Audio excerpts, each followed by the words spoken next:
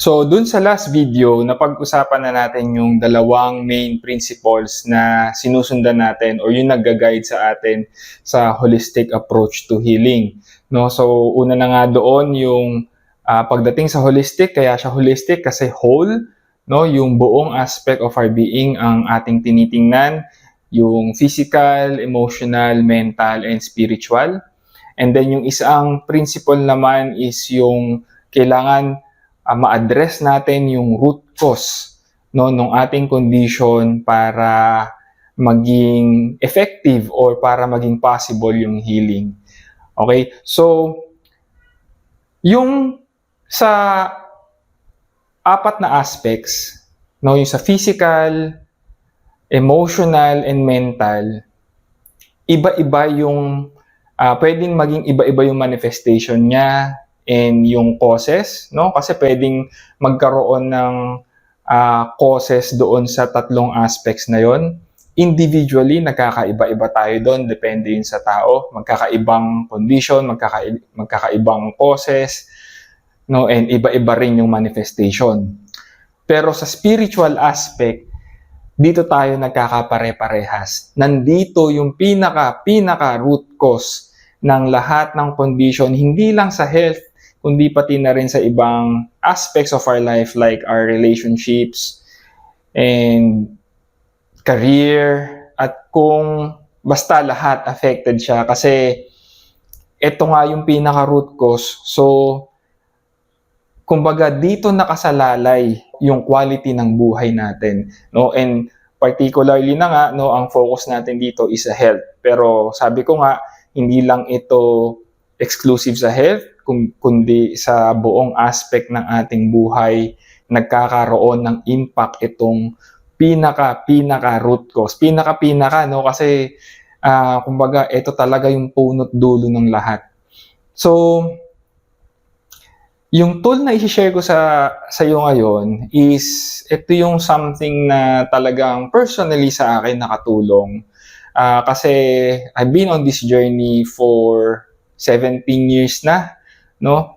At ako, yung experience ko, ang nangyari is nanggaling ako sa physical na aspect, no? And then nag-deepen yung aking experience, no, na doon ko nga natutunan yung holistic approach na kailangan pala i-consider din natin yung ibang aspects of ourselves, of our being, yung emotional, mental, and spiritual. So, it took me that long, no, nung ako personally, ganun yung na-experience ko, bago ko talaga, kasi ganito yung healing eh, parang kailangan pumunta ka dun sa pinaka-core talaga, yung pinaka-root cause nga, no, para talagang maging whole, no, kasi pag sinabi nating healing nga it's about wholeness, no.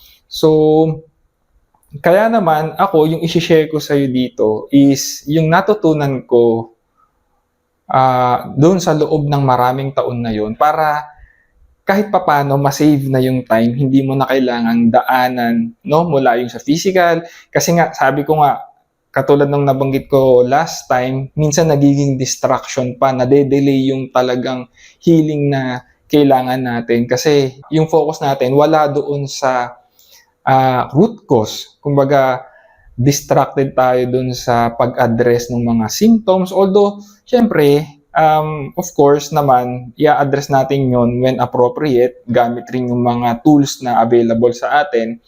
Pero kailangan kasi talaga pumunta tayo dun sa root cause, no? Kasi hangga't hindi natin na-address yon, magpapaikot-ikot lang tayo doon sa cycle of sickness, no? Minsan kahit walang simptomas, pero deep inside alam natin na hindi tayo okay kasi hindi natin na-address yung root cause, no? So etong i-share ko sa iyo na tool, kaya ito rin yung sineshare ko dito sa ating platform and sa aking channel, sa website.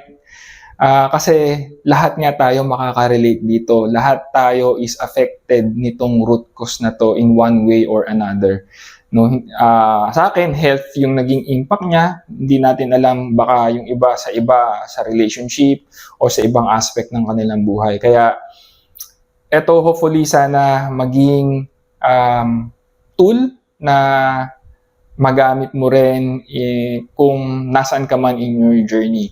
So, etong tool na to, without further ado, ito yung nakatulong sa akin na tool. A Course in Miracles. No? Book siya na, paano ko pa sasabihin, hindi ko siya nahanap eh. Parang ang nangyari is, yung book yung nakahanap sa akin. Parang ganon. Nagtagpo kami ng A Course in Miracles noong 2015. Ito na yung time na nandun na ako sa spiritual aspect of my healing.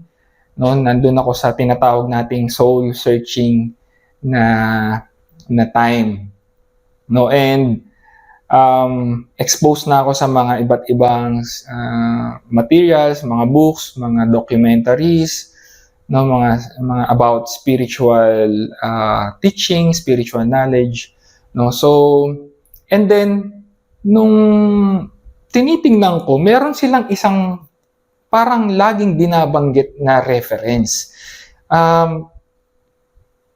Regardless kung documentary siya or libro or sa podcast, parang meron at merong nagbabanggit na sinishare nila yung lesson na natutunan nila from this book, no? At ito nga yung A Course in Miracles. So ako naman, syempre, out of curiosity, sabi ko, ano kaya itong libro na to? Kasi lagi siyang nababanggit. And then, ayun, sinearch ko siya, tapos nakita ko yung mga teachers, yung mga nagtuturo about the course. No, isa sa mga famous na teachers o yung mga pinakakilala na teacher dito is si Marianne Williamson. No, siya yung nagsulat ng libro na A Return to Love. No, maganda siyang book kung hindi mo pa nababasa. Maganda siyang introduction sa A Course in Miracles. And marami pang iba, no? So, parang yun yung nakita ko. So, nag-research rin ako, tinignan ko, ano ba itong A Course in Miracles? Tapos, sabi ko, ay, parang hindi siya mainstream, no? Sabi ko, parang hindi nga yata available to sa bookstore. And, yun nga, hindi nga siya available kasi hinahanap ko siya, hindi ko siya makita. And then, one time, nung nagpunta ako ng bookstore sa SM Novaliches, no, kasi doon kami dati nakatira sa Quezon City, yung, ano pa nga siya sa thrift na bookstore, yung book sale, pero ngayon wala na yun doon. So, madalas ako pumupunta doon kasi nahilig ako sa pagbabasa ng libro, no, kasi marami akong natututunan,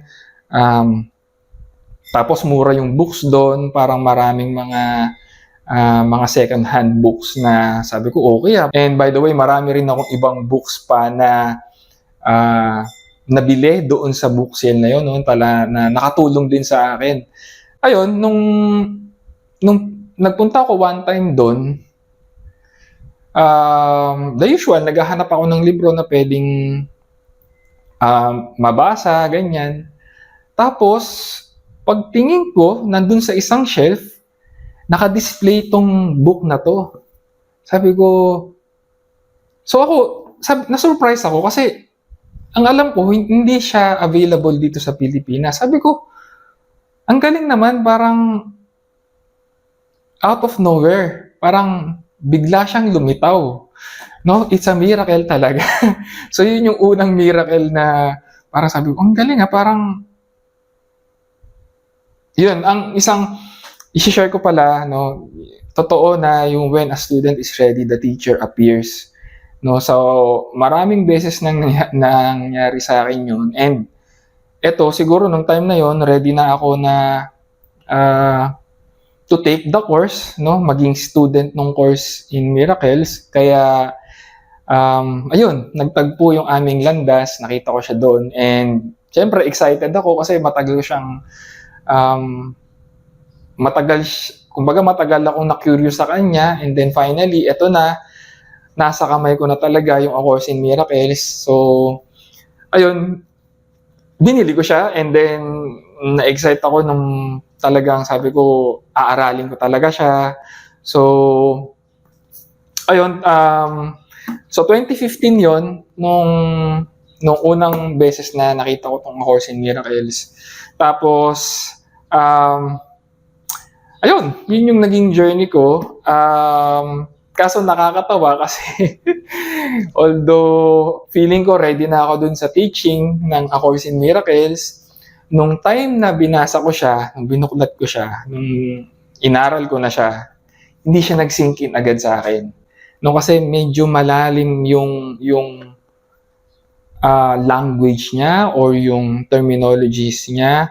Hindi naman siya jargon kasi yung mga ginagamit na terms dito is related sa Christian terminology, no, sa religion, sa Christian religion, no. So ako, I was born and raised as a Catholic, so hindi naman kakaiba sa akin yung mga terms na ginagamit dito. Ang ibig ko sabihin is malalim siya kasi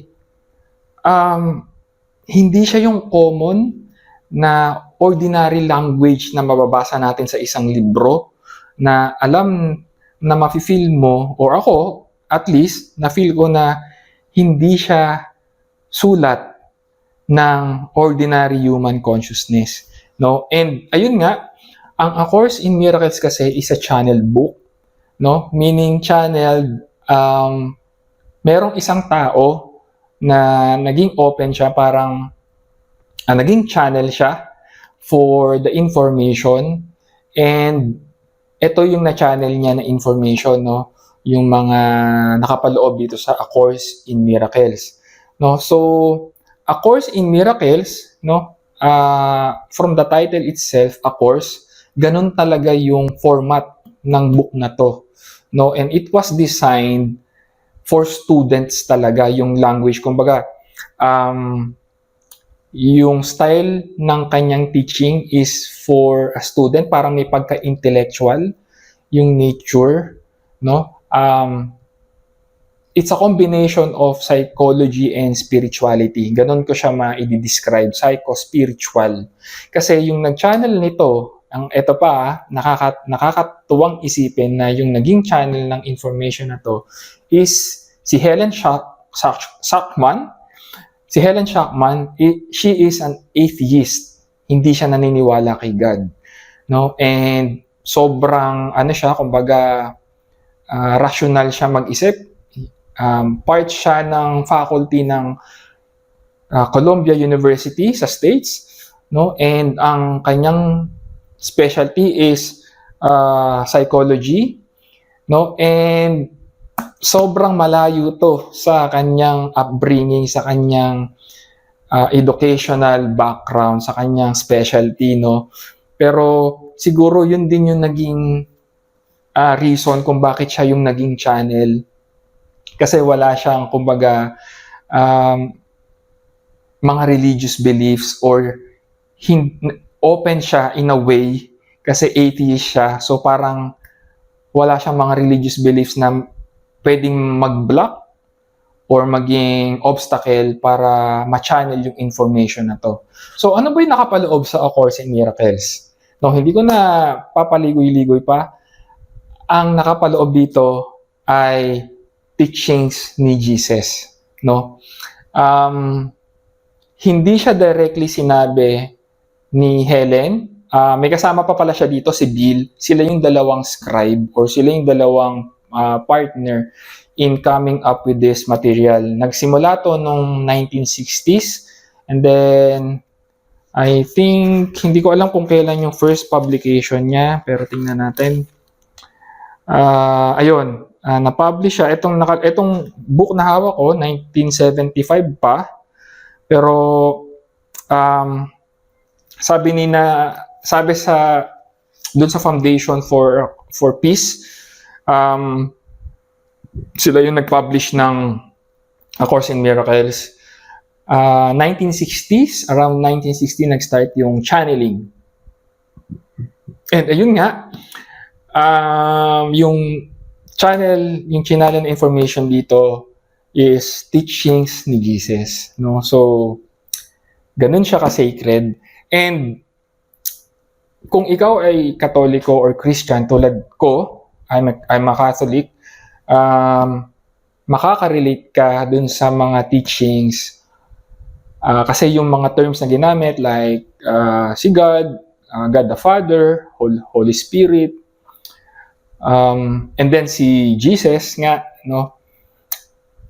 Marami siyang similarities sa Bible, although ang pinagkaiba nila is yung perspective, no? So, iiwan ko na yun sa'yo. Hindi ko na yun isi-share kung ano yung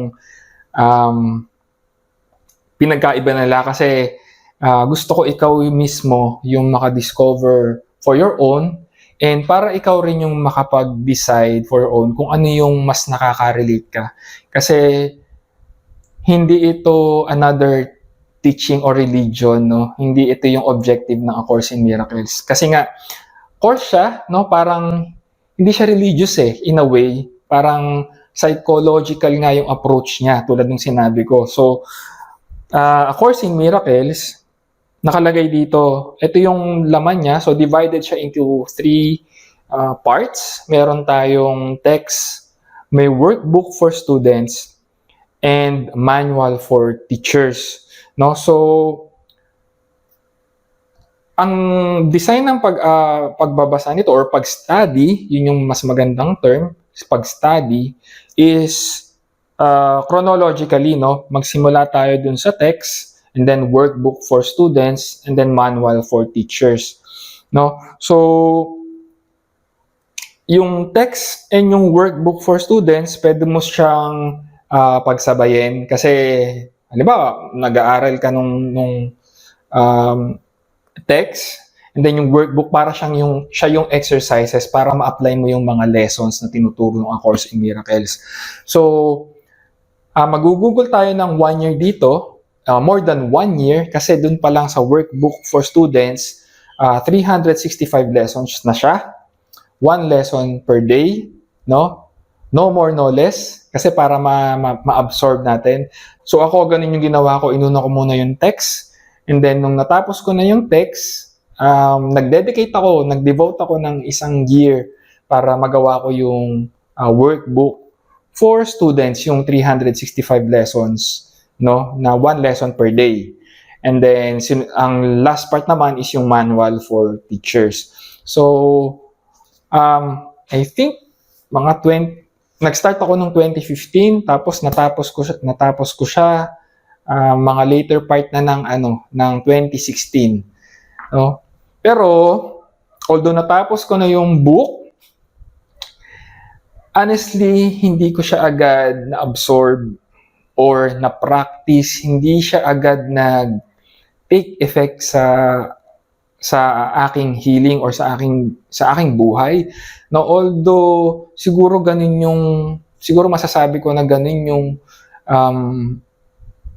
yung depende rin siguro sa tao, pero for me personally, hindi siya agad nag-sink in or hindi siya tumatak agad sa akin, no? Parang it took me a couple of years ulit. Now, this recording is in 2024, no? So imagine 10 years and ngayon babalikan ulit natin yung A Course in Miracles. Kasama ka. I'm inviting you to join me in studying ulit yung A Course in Miracles. Pero I would say na mas malawak na yung knowledge natin or yung na-absorb ko na, parang kumbaga na-apply ko na siya and mas naiintindihan ko na kung ano yung gustong ituro ng A Course in Miracles, no? And hopefully ganun din yung ma-share ko in this journey na kasama ka. Tinatawag ko itong self-study. So matututunan natin dito sa A Course in Miracles yung ating sarili, about ourselves, yung ating false self and yung true self, no? Challenging siya, yes, kasi lalo na kung galing ka sa Catholic and Christian background kasi marami sa mga beliefs na natutunan natin will be put into question. And dito natin talaga mapapractice yung free will and yung faith natin kay God, no? Kung ano man yung maging decision natin, it's okay, walang mali, walang tama, pero kumbaga yung makikita natin yung result sa buhay natin, no? Doon natin malalaman kung maganda yung naging sa atin. Kumbaga tayo lang yung makakapag-gauge nun sa sarili natin. Masasabi ko lang din, parang heads up na lang din kasi I think since Filipinos tayo and most of us, majority of us are Catholic or Christian, no, siguro yun nga yung magiging challenge sa atin dito is magkaiba sila ng perspective ng sa Bible, no? So ako for myself, makikita ko yung impact sa akin ng mga teachings ng A Course in Miracles, and ako rin naman nag-benefit din doon sa mga natutunan ko sa Bible, no? Kumbaga hindi naman ito yung lagi kong sineshare din na hindi importante kung ano yung material, kung kanino nanggaling, kung sino yung messenger. Ang mahalaga yung message, no? Kung nagre-resonate sa atin, kung makakatulong sa atin, we take it. Kung hindi, just leave it, no? Leave it aside. Kumbaga, kung ano yung makakatulong sa'yo, yun yung i-apply mo, and the rest, just let it go. Okay? So, ayun lang. Iniimbitahan kita na to join me in studying A Course in Miracles in this self-study. Yung mga sineshare ko sa iyo, yung aking holistic healing na practice is based sa teaching ng A Course in Miracles, no? So, malaki yung impact nito sa aking buhay, and nakita ko kung paano niya ako natulungan, and hopefully, ganun din sa'yo. So, ayun, without further ado, sisimulan na natin tong ating journey together. Mag-share lang ako sa'yo ng reference para maging guide if you want to really deep dive talaga doon sa A Course in Miracles, no?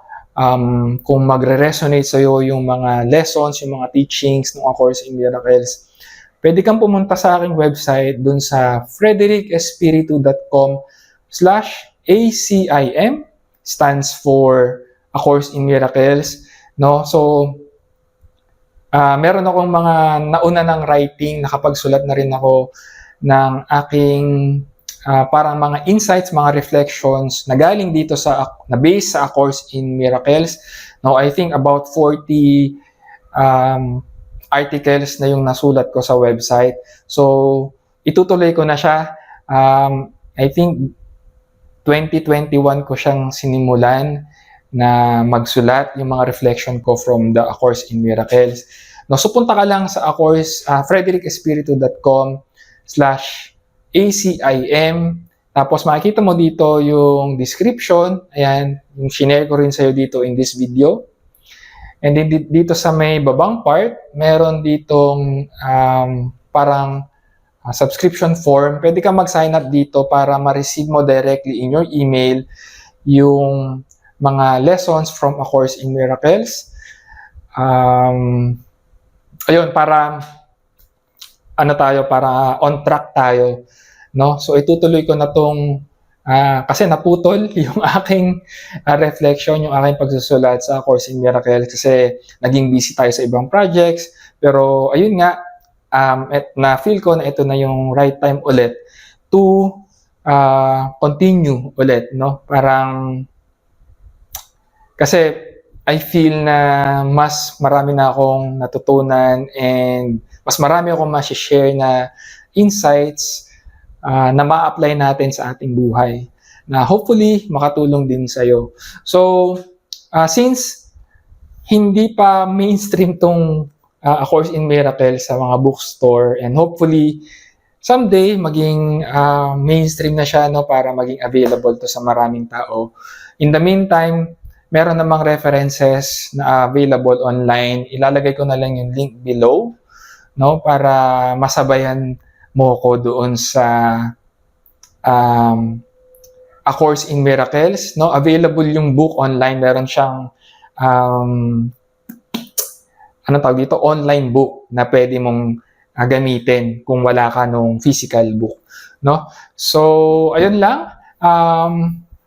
That's all for now, and excited na ako to take this journey with you, to share this journey.